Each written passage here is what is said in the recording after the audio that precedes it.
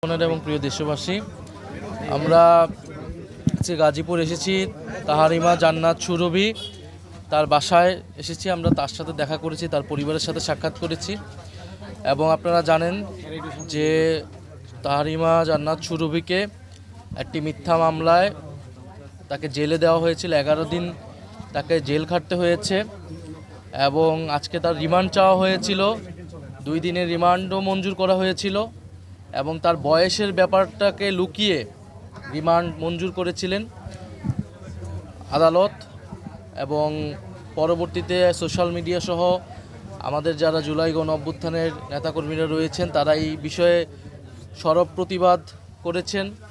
আমাদের যারা গাজীপুরে জাতীয় নাগরিক পার্টি, ছাত্রশক্তি এবং যুবশক্তি যারা রয়েছেন তারা এর বিরুদ্ধে প্রতিবাদ করেছেন। আমাদের আইনজীবী ফোরাম তারা কাজ করেছেন এবং সর্বোপরি জনগণের প্রতিবাদের মুখে তার রিমান্ড নামঞ্জুর করে তাকে জামিন দেওয়া হয়েছে।